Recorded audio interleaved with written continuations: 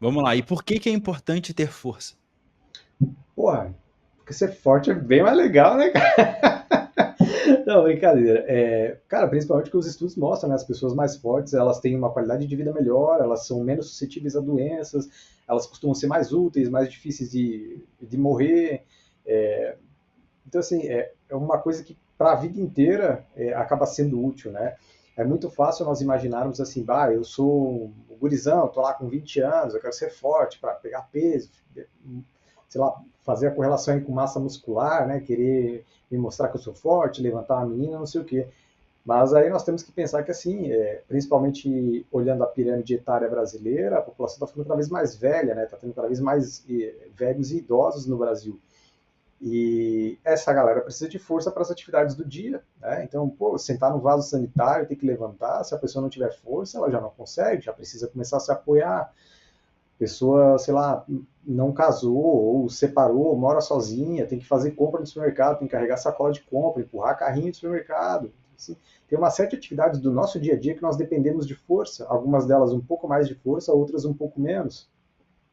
E nós até estávamos conversando antes aí, outros dias, as pessoas às vezes pensam muito no exercício musculação na parte estética, mas o ganho de força ele é para ter uma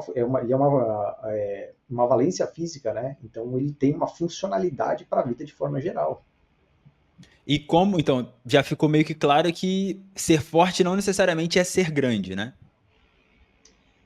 Existe uma correlação bastante forte assim entre massa muscular e força. Inclusive tem alguns pesquisadores assim que eles acreditam que se eu pegar, por exemplo, levantadores de peso e fizeram a aferição de massa magra deles, a massa muscular. E eles mostraram que assim, cara, o ranking dos melhores atletas segue mais ou menos o padrão da massa muscular. É difícil dizer se o que tinha mais massa muscular necessariamente ganharia, o ranking seria exatamente o mesmo sempre, mas tem uma correlação muito forte, porque afinal, se eu sou mais para eu ficar mais forte, eu preciso treinar com mais peso, e a tensão mecânica é um dos principais fatores, uma das principais variáveis para o ganho de massa muscular, que é a hipertrofia. Então tem uma correlação muito direta, muito próxima dos dois, né? Mas é preciso entender que a força ela pode ser trabalhada de diversas formas. Eu posso ter ali uma força geral, né? A pessoa está trabalhando força para a qualidade de vida, e eu posso ter a força específica, que daí ela é muito voltada para esportes. Né? Tem um vídeo bem famoso do Devon Larratt, que é o arm wrestler lá, né? O mais famoso de todos no Canadá, com o Hafthor Bjornsson, o Strongman, e os dois fazendo uma luta de braço ali, né? E o Devon Larratt pesando, sei lá, 100 quilos, alguma coisa assim, ele é grande também, mas o Raftor, tipo, 175 no auge do Strongman, e o Raftor, tipo, não conseguia nem mexer a mão do Devon Larratt.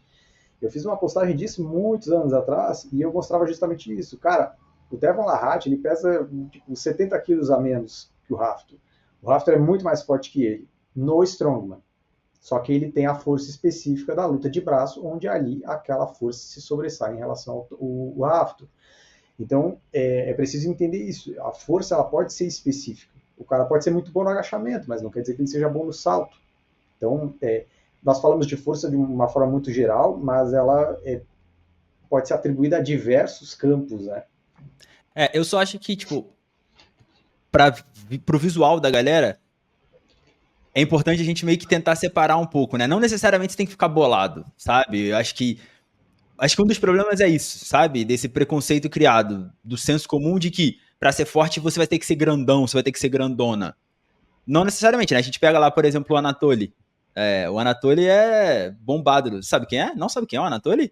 Acho que Ah, é o cara lá que faz os vídeos É, brincando na pô, o academia faxineiro. como zelador, tô ligado. O zelador, né? Faxineiro da academia, que chega, os caras grandão e ele. Assim, na hora que ele tira a camisa, na hora que ele tira o macacão, você vê que o maluco é trincado, né? É praticamente só massa magra, mas assim, mesmo assim, ele pesa 70 quilos, 72 quilos. Acho que ele competia nessa classe, né? No powerlifting. E o maluco é absurdo de forte.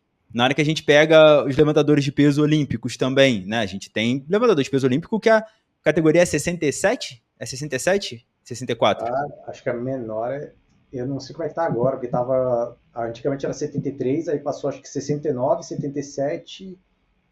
Não, agora tá 81, né? 81, 73, eu não sei como é que tá, porque sofreu uma mudança.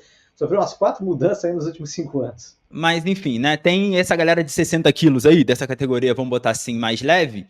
Essa galera agacha com 3 vezes o peso corporal, muitas vezes, né? Então eles são absurdamente fortes, só que eles não são grandes, eles são musculosos, né? Eles têm bastante massa magra, mas eles não são grandes. Eu acho que é isso que a galera precisa entender, né? O seu tamanho é uma coisa e sua capacidade de aplicar força é outra. E explica pra gente, Fabrício, também que a força muscular é só essa questão da massa muscular, só essa correlação de quanto maior eu sou, mais potencial para desenvolver força e para ser forte eu tenho, ou tem outro fator também importante nesse meio aí?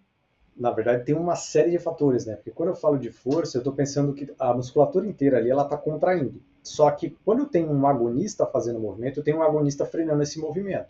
Então, quando eu quero desenvolver mais força, eu começo a trabalhar um pouco mais nessa relação, de conseguir fazer com que o agonista trabalhe mais e diminuir a ativação desse antagonista. Quando eu faço, por exemplo, uma flexão de braço aqui, o meu bíceps ele é o agonista dessa flexão, só que o tríceps está frenando esse movimento, senão nós nos quebraríamos de todo jeito. Parte da força ela vem de conseguir trabalhar com essa relação dos músculos agonistas e antagonistas. Então, a pessoa que está treinando para a força, principalmente força específica, que são os exemplos que tu citaste, a pessoa vai trabalhando melhor essa relação. Ela tem a ver com os aspectos neurais, né? Então, o córtex motor ali ele sinalizando para poder ter essa relação. Tem a questão da sincronização das fibras musculares agindo, né? Porque os exercícios de força, os esportes de força de forma geral, eles não são, tipo, exercício isolado. Até tem, assim, tipo, aquela competição de rosca direta, né? O power bíceps, tem coisa assim. Mas, assim, muito menos, é muito mais exercícios mais complexos, como agachamento, o levantamento de terra, o powerlift, o levantamento de peso olímpico, o strongman e tudo mais. E quando eu penso nesses movimentos mais complexos, eu não estou falando de um grupo muscular, um membro agindo, eu estou falando do corpo inteiro. Então eu consegui sincronizar as fibras musculares do meu corpo inteiro, todos os grupamentos musculares, isso contribui para uma maior produção de força. Porque imagina, eu tenho uma linha de tempo, né? Então, uma musculatura exerceu força aqui, a outra exerceu força um pouco depois, elas não estão sincronizadas. Mas se eu sincronizar, funciona melhor. É só imaginar, por exemplo, tá eu, o Axel, mais 3 pessoas aí para empurrar um caminhão. Só que cada um faz força num tempo diferente. Então, a força resultante final para empurrar o caminhão, ela não é a máxima possível, porque todo mundo não está concentrado, não está sincronizado, né? Então, esse é um aspecto também.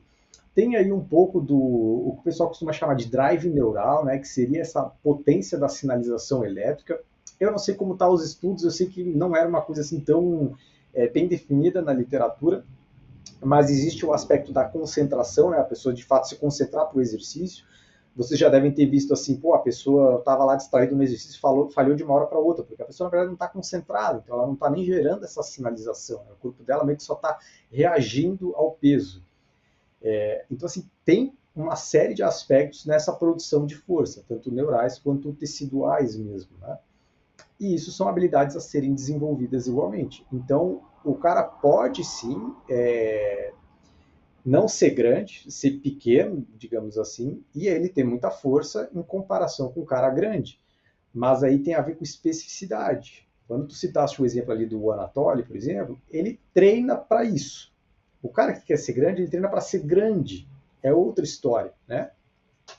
É claro que o cara que é grande, ele ganha força, mas essa não é uma força que ela tá, ele não está trabalhando a valência de força para desenvolver aquilo. Se eu pegar um atleta meio de powerlifting, ele precisa desenvolver agachamento, supino e terra. Meus atletas são bons em supino, agachamento e terra, mas por qualquer outra coisa eles não são bons, entende?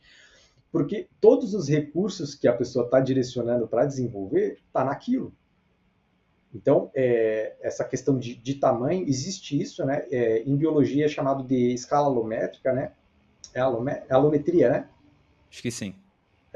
Se não me falhou o nome, é alometria, né? Que é essa relação que existe entre a força do indivíduo, a capacidade e o tamanho dele. Se vocês pensarem, por exemplo, uma formiga, ela consegue levantar 50 vezes o peso dela, alguma coisa assim. Mas o elefante, por exemplo, não consegue levantar nem metade do peso dele. Só que a força absoluta do elefante é maior que a da formiga. Então existe essa escala, eu acho que é a alometria, né, o nome da área de estudo aí em biologia, que estuda essa relação dos corpos. E nos seres humanos nós conseguimos ver um pouco isso. Se nós vermos, por exemplo, no levantamento de peso olímpico, o Axel ele falou, pô, o cara que está na categoria 60 e tanto, ele levanta 3 vezes o peso do corpo dele. O cara da categoria 120 mais, ele não levanta 3 vezes o peso dele. Porque quanto mais pesado vai ficando, menos a força vai se desenvolvendo. Então existe essa relação também. Por isso que é possível tu seres relativamente pequeno e muito forte, igual uma pessoa que é grande. E qual força você acha que é mais importante as pessoas desenvolverem pensando em saúde, longevidade e qualidade de vida? Eu não sei se tu faz essa pergunta pensando numa resposta específica, que eu não tenha identificado, mas nós chamamos muito de força geral, né? Então, tipo, são forças que, independente do exercício que eu estou fazendo, elas têm uma transferência para outras funções da vida, né? Então, quando eu estou lá agachando, eu não estou pensando só no agachamento, eu estou pensando nesse agachamento sendo reproduzido em outras facetas da minha vida. É claro que daí eu não trabalho só o agachamento, trabalho outros exercícios que também envolvem flexão de joelho e flexão de quadril, mas trabalham em ângulos diferentes, às vezes em amplitudes diferentes. Isso tudo dá diferença porque, assim, se eu faço o agachamento, eu estou trabalhando só num plano. Mas se eu faço, por exemplo, um lunge, que é o, como é que chama em português? O avanço, né, em português. Sim. Se eu fizer o avanço, eu já estou trabalhando num plano um pouco diferente, já é unilateral, já tem uma relação da distribuição do peso. Isso tem uma transferência maior para o dia a dia. Só que, ao mesmo tempo, nesse avanço, eu não consigo colocar o mesmo peso que eu coloco num agachamento. Então, os dois, eles acabam meio que se complementando, pensando em funcionalidade da vida. Então, eu trabalharia muito mais uma questão de força geral. E, cara, eu quero ser forte para os aspectos da vida.